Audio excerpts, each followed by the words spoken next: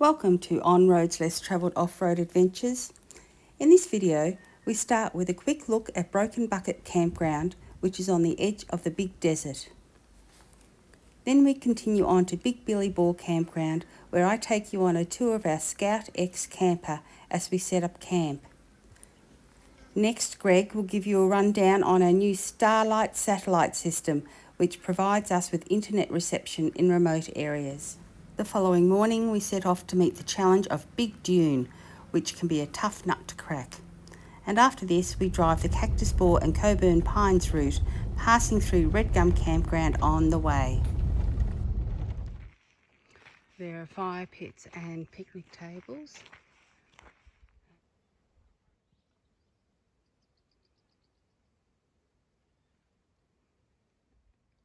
And it even has a beautiful old windmill, which does work sometimes. Last time we were here, it was working.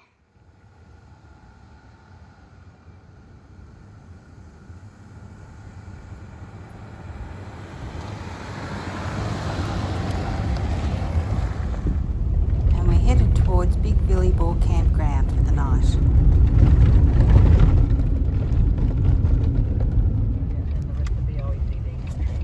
Big Billy Bore camping area.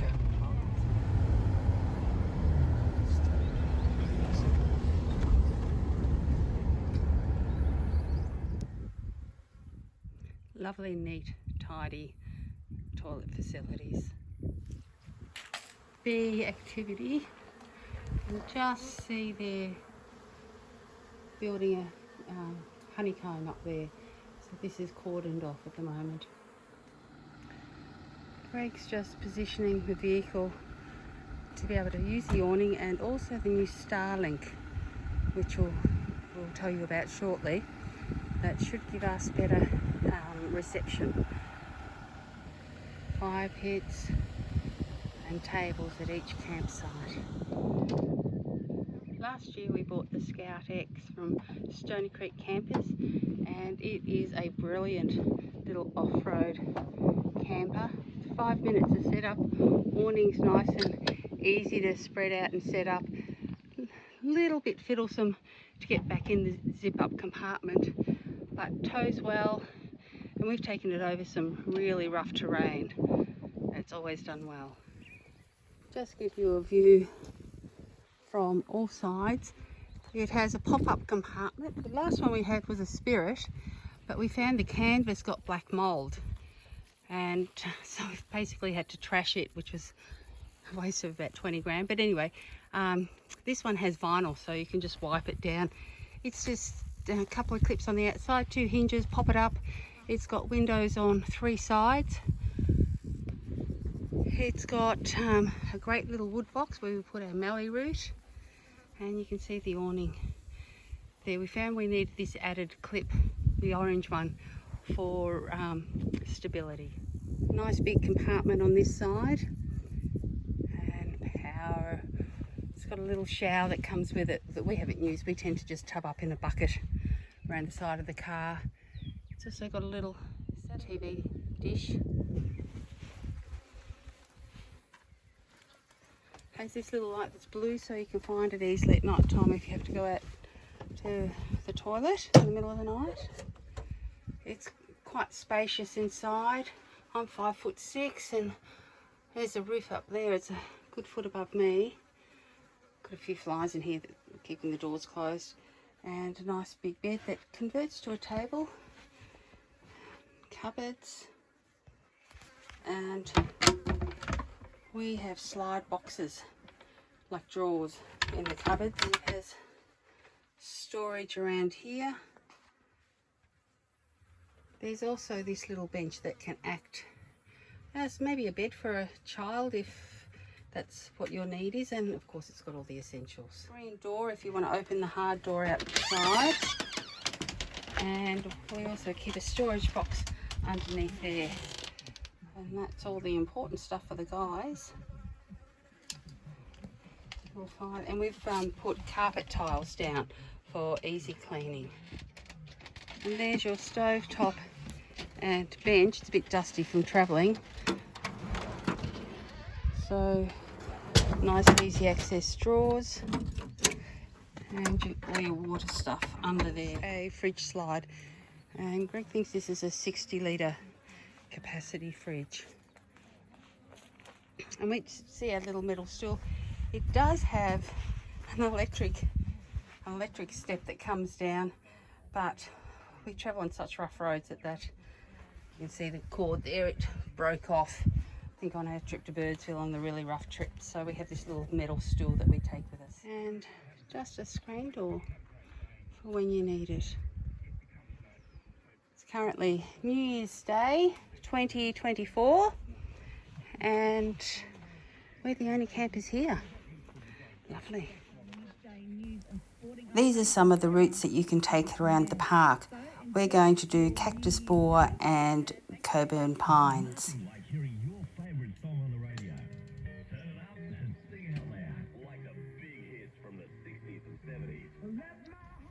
We also keep a track of all the trips that we've gone on, and in here we write down the time we started, the time we arrive at the next campsite, whether there's internet, what facilities were available, the odometer readings for the various vehicles we've had, also a lot of wildlife stuff, because as you've probably guessed, I love wildlife. And it's also a lovely record of places we've been to, so that sometimes during a discussion like today, when we're trying to work out what year we were at a certain place, we can just flip back in this, and it travels from vehicle to vehicle with us. It goes all the way through up to being bitten by something or another. The writing's a bit rough in places, because often, like there, because I'm often writing while we're in the vehicle driving across very bumpy roads. And look, there it goes, we've got a whole heap of them. I mentioned earlier that we're going to tell you about our new Starlink setup for data. So Greg's going to talk us through it. Oh, right, so basically I've got to plug the satellite dish in, which is up on the roof at the moment. The dish has a 15-metre cord, which is lovely and long. Makes it easier to move it around to find the right spot. So you just plug the dish into the router, and then I've got a little old inverter that's probably only 300 watts that I've had for nearly 20 years. Plug that in, power on, that powers up the router. Now, shortly the dish should start rotating to find the optimum position. And how many degrees?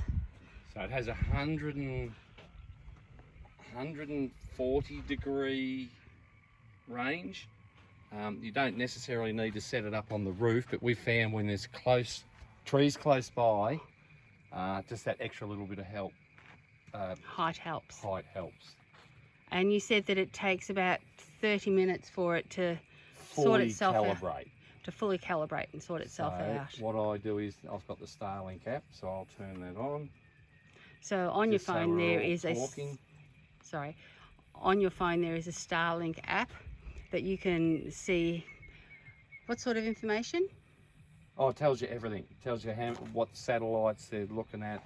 There you go. Right, so once you've got it set up, I just click on Starlink. It takes a couple of minutes to hook up. So you can see it's just thinking at the moment. One thing we have noticed is that it does interfere a little bit with radio reception. So we can see that the Starlink has found the satellite. It's talking to the satellites to configure the correct orientation. It does have to face south. Right, so we're going to do a speed test, and we'll see what we're getting. So that's really good. That's taken probably 10 minutes to actually find the satellites and get when you do results. The initial setup, and if you want to do the whole complete setup, you scan the sky and it will tell you if there's any obstructions in the way. The the last 2 times I haven't done that because I've got it on the roof. I would have to stand on the roof and try and look for obstructions, and it'll tell you if you need to move or whatever, but it's not as finicky as some people make it. You can see we can bring up the oldest weather page, so it's up and working. We also use this setup at home as well. So just give you another look at the dish. It does actually move by itself. I didn't catch it on camera, it was too quick for me, but it actually rotated so it was facing directly upwards and then repositioned itself like it is now. And Greg said yesterday it did reposition itself several times through the afternoon. Greg spotted this wasp carrying an orb spider that it's envenomated. It will lay an egg in the spider and bury it deep in the sand and then seal it up. And once it hatches, it feasts on the paralysed but still alive spider.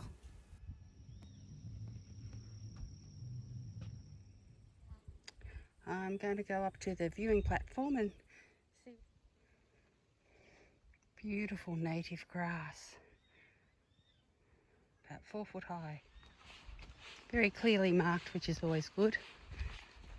And there are seats positioned along the trail for, oh, that was just a short walk up. A couple of nice seats here.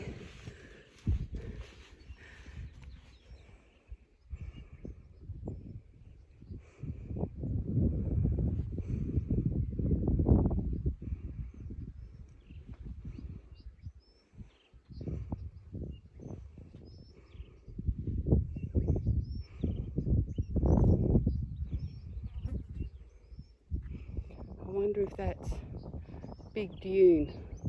We're going to go up Big Dune tomorrow in the Jeep. It smells like honey. Beautiful. Well, the track's only 300 metres up and then 300 metres back. Very easy track. It took me about 5 minutes, really. I think that it would be good for even people with quite a low fitness level. There's seats, as I said before, to sit on. It's an easy walk, really. And back to camp. And our master chef has finished the chicken. Yum-ho. This morning we're headed towards Big Dune, which we're going to have some fun going up. Then we'll be heading towards Cactus Bore and Coburn Pines to have a look. We're going along Delicio track.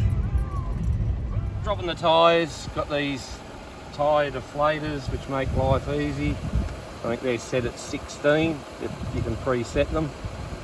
And they just shut themselves off when they get to the pressure.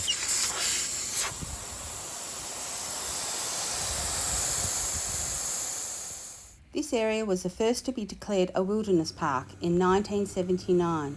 It covers an area of 13,500 hectares. It is an arid area of sandstone ridges, sand dunes, mallee scrub and heath. And we're headed towards Big Dune. It's 8:34 in the morning on 2nd of January. We're going to give it a try. There are many four-wheel drive tracks and walking trails to explore.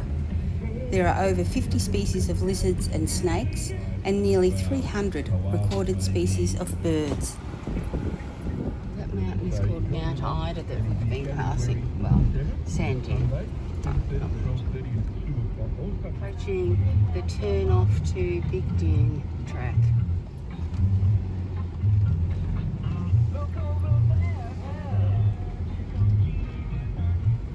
And there she is. A lot more challenging than she looks. Putting the vehicle into low range in readiness. We have attempted Big Dune before. It was in a Ranger, Ford Ranger. It was terribly dug up on the day, and despite many attempts, we did not get up it. So let's see how we go.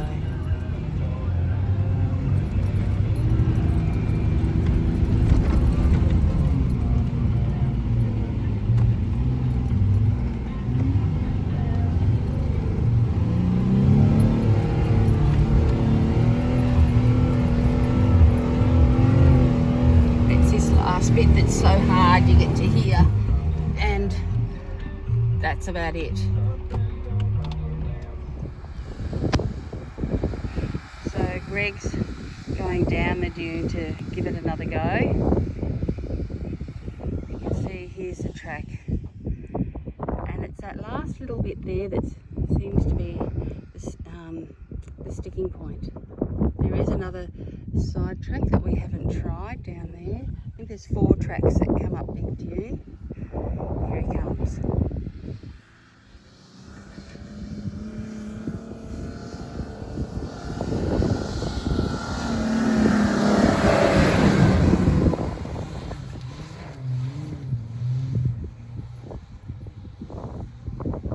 And yes, success.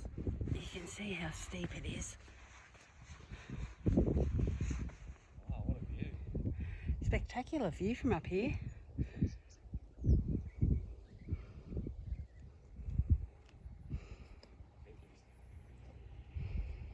Oh, you'd get a good spot up here.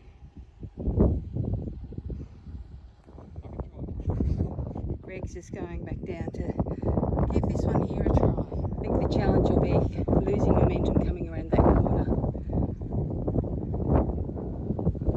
Listen to the roar of the Jeep. Here we go.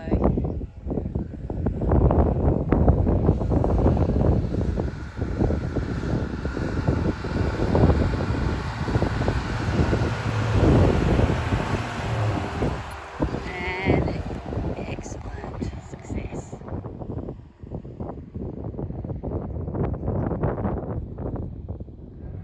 So it's just your coolant temperature, oil temp, current voltage, transmission temperature and oil pressure. So we've just come up Big Dune twice. It's not sitting too bad. I hear the thermo fan kick in, which tells me it's starting to get up, but it gets it under control pretty quick. Oh, you can smell it. Yeah, we're just driving down Big Dune to give her another whirl.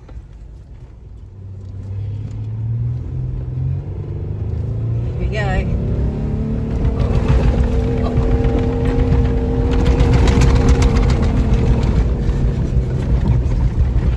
And around the corner and... Come on, beautiful. You can do it. Yes. Harder again on the third attempt. Yep. When we were coming up Big Dune, what did you do? Well, we did a practice run and I did it in low and couldn't get enough momentum. So on the second pass that we actually got up it, I put it in high just to get a bit more momentum, and it seemed to do the trick. Just going to try it in low, manual, no crawl mode this time. So we just experiment with different things to see how the Jeep performs. It's just that cut up this track, it throws you about everywhere. It does, and we lose momentum. Come on, We got it this beautiful. time. Come on, come on. Come on, beautiful. And yes, we're up here. Now, what do you have your tyres set at? 10. 10 psi for all 4 tyres? Yep. All 4 tyres. Because we knew Big Dune was going to be a hard one to crack. So you can hear the fans going. So Greg's just going to talk us through the difference between the different ways that he tried coming up the dune. So on this last stretch, tried it in high first and the sand's just too thick. So then we tried it in crawl mode, almost got to the top. Didn't quite get there, no momentum. Went back down, put it in low second, and we managed to get just enough momentum to get up low, but it's so cut up that track. It's getting thrown everywhere. So yeah, if you want to break something, go hard. Oh golly, this one looks steep. So this is the descent for Big Dune, and then there's another one over there for us to go up. I tell you what, well worth the trip to Big Desert just to do Big Dune. Brilliant. We've just checked the elevation and it was around 60 metres as we're driving here, and it's saying 122, so It's 62 metres in elevation. And of course there's phone reception up here, which there isn't in the most part for Big Desert. We're hoping there's a track up to the top of that one. I can see a trig point at the top, so that must be the very highest point. God only knows how the explorers made their way through this sort of terrain. It must have just been a fight the whole way. It is. Oh my God. Now that's steep. We're now doing the descent from the very top of Big Dune. Whew. Almost feels like we're sliding down.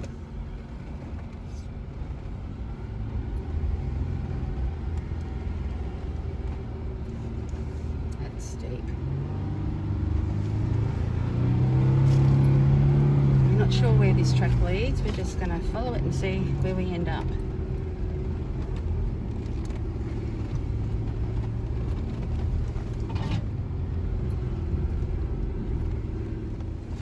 Shape of this one.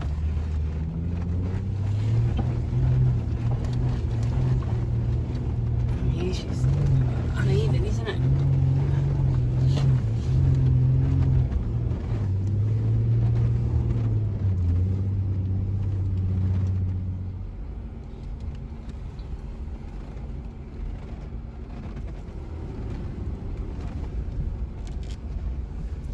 Where is it? Whew, another steep one.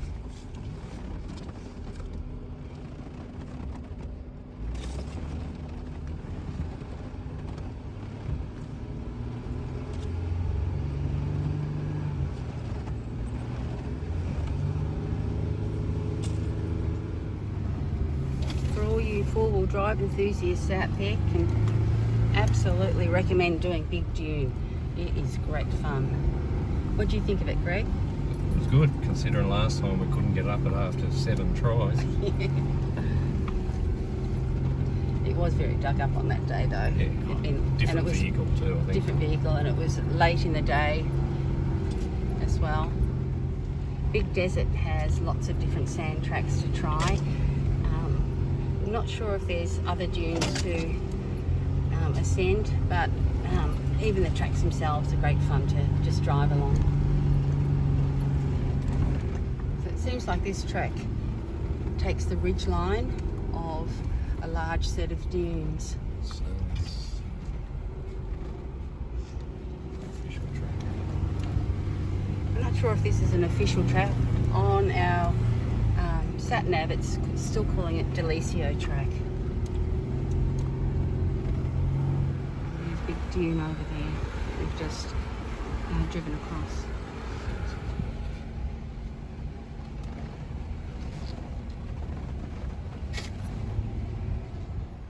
So we've just come to a T intersection. Presumably that takes you back to the base of Big Dune. So on the sat nav it looks like we're back on Delicio track, so it's just not showing the tracks that go up and around Big Dune and then back down to Delicio.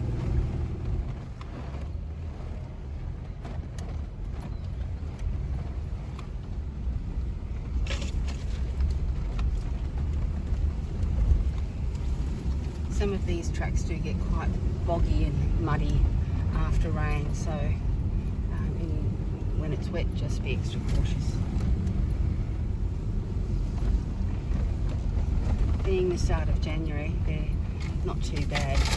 In winter, they'd be quite treacherous. What does it say? Campbell track? Yeah. I make homemade jerky for us to take on our trips. What track are we on? Brush Cutters track. So we've just turned onto Brush Cutters track.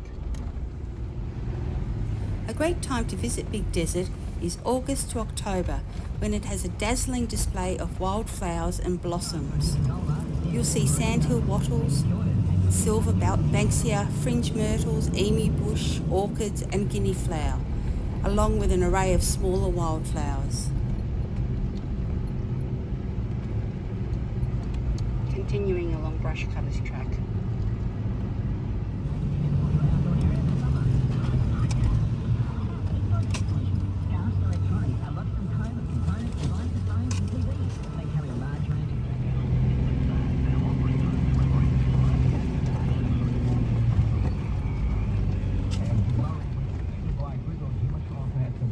speed have we been averaging?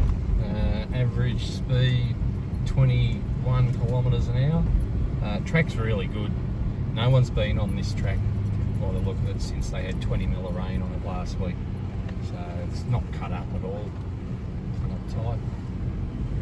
Not loose, I mean. That one's a bit soft. Still not bad though.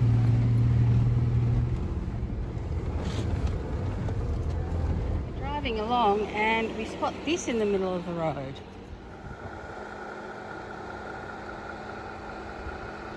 Not what you want to bump into as you're driving along the road.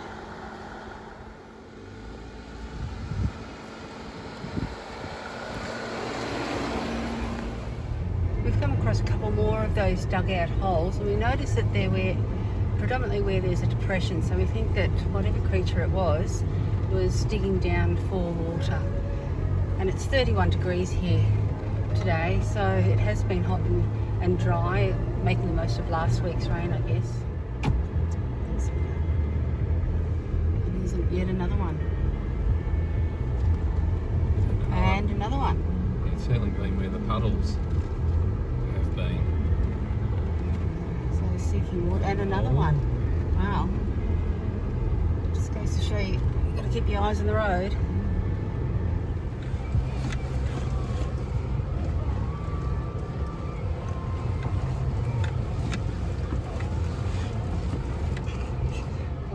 Chair.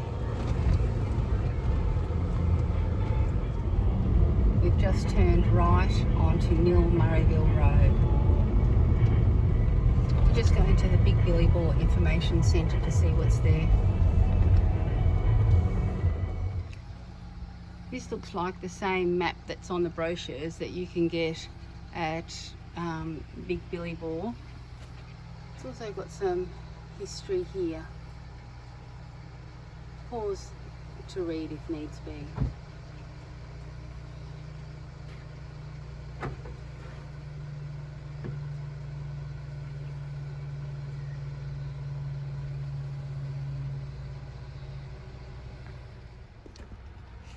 And here's a sign-in book. Doesn't look like it has brochures like the ones at Big Billy Bore Campground that I showed you earlier in the video. It looks like there may be a walk that leaves from the Big Billy Bore information area, but at 32 degrees I'm certainly not going to explore it. It's expected to top 36 today. A bit hot for walking for any extended period of time. There is bore water here, along with a seat and fire pit. With the expected 36 degrees, even this looks inviting for a swim, but maybe not. As you can see in the wet weather where there's a bit of clay, the road does get quite treacherous, and what was once a two-wheel drive road becomes definitely a four-wheel drive only road.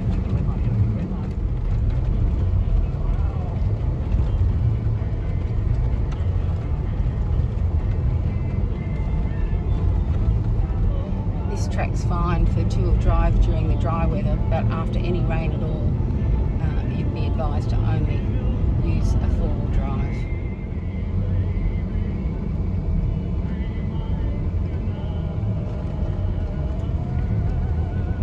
We've just turned onto Cactus Bore track, heading towards Coburn Pines for a look. Righto, so we're doing a loop track. So it's Cactus Bore track, which takes us out to Cactus Bore, and then we're going to go to Coburn Pines, and then we come back along the park boundary. About a 3-hour trip, and then back to camp for a beer. Of course. Our first stop is Cactus Bore. In the 1800s, a number of bores were sunk to water stock en route between Cow Plains, now Coangi, and Nil.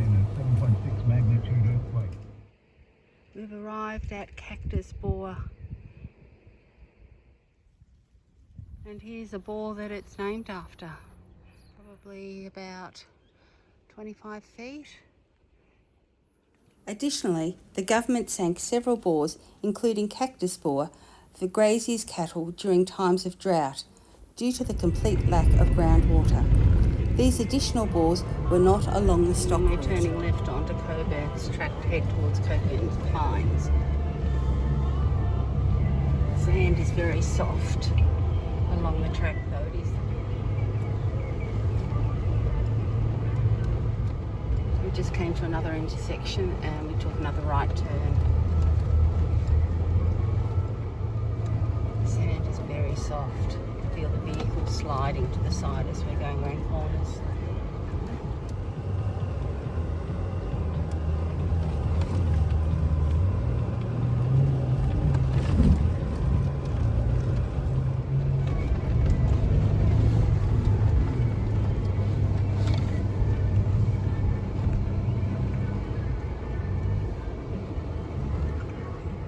Driving into Red Gums. I remember last time we had a lovely beehive. It was. We stopped in that lunch. Yeah, we did. Red Gums is a nice open area that you can stop for lunch or camp. There's a table and chairs and a fire pit. As always, collect your wood as you come in, so you're not having to search for it once you get to camp. There's plenty of dead wood along the way, but you'll find that campsites invariably have no wood left over. The red gums at Red Gum Campground are an anomaly, as there are no other red gums nearby.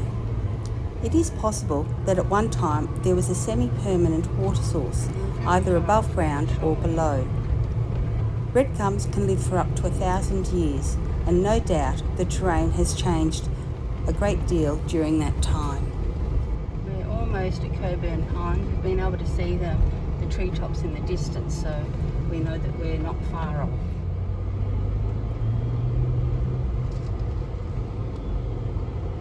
And here we are at Coburn Pines.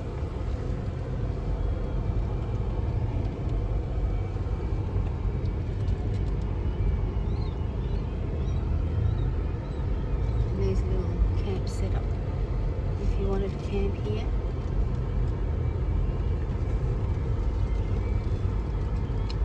Ash box.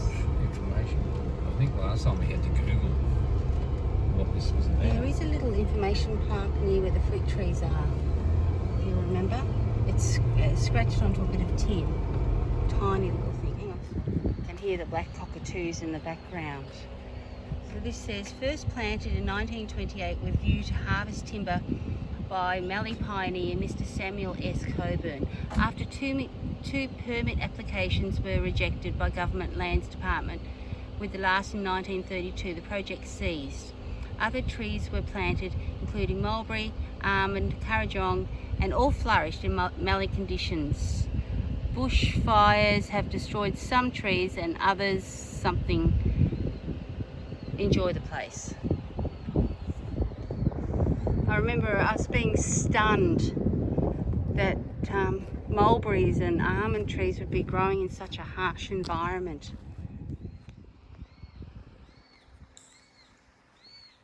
Sounds like Greg's just cracked open a cold one.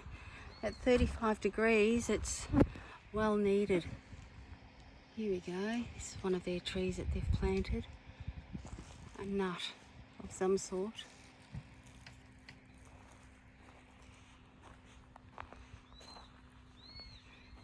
You hear the black cockies. Black cockatoos, of course, will be after the pine nuts. They're up in there somewhere. They've gone quiet now. I've walked over. In the right conditions, this would be a beautiful little campsite to stay over in. Maybe not when it's 35 degrees though. Perhaps more September. It is important to know that there is no water here, so you'll have to bring your own water. But it'd be a lovely place to come in the cooler weather with kids. They'd have an absolute ball exploring the area. Just past that intersection where it says the sign Coburn Pines, and we've turned left to go along what's it called, Fire Break track. Fire break track. It's a bit quicker to get back. It'll still take us about an hour, but it'll put us onto the Murrayville Mill Road, which is we can travel at a faster speed. We're averaging 20-25 kilometres per hour along this track because of the sand. Once we're back on the Murrayville Mill Road, we'll be able to average about 50 kilometres an hour. And we're trying to beat a storm. Yeah, there's a big thunderstorm coming our way. And we have farmland off to the left because we're at the edge of the big desert. The sand is quite deep, but as long as your tyre PSIs drop down enough, you shouldn't have any troubles. What was that, a kangaroo? Look at all those emus. Oh my goodness. Oh my goodness, they're still coming, careful. Wow. That's a couple of families of emus for sure.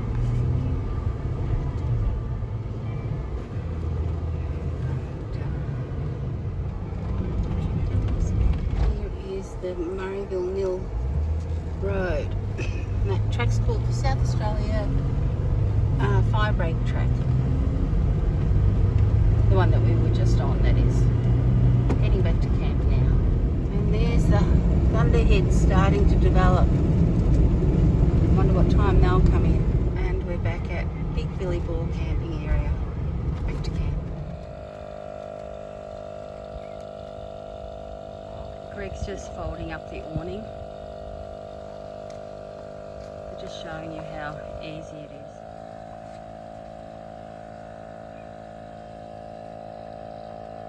After 2 nights here at Big Billy Bore, we're heading to Boundary Bend the next night.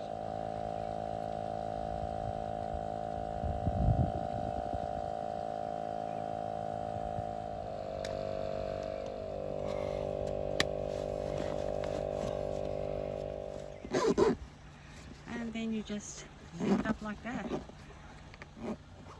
And that's it. Pull one lever down there, and then the lever at the front, and then just a couple of clips to secure it. Leaving Big Billy Bore campground and headed for Boundary Bend.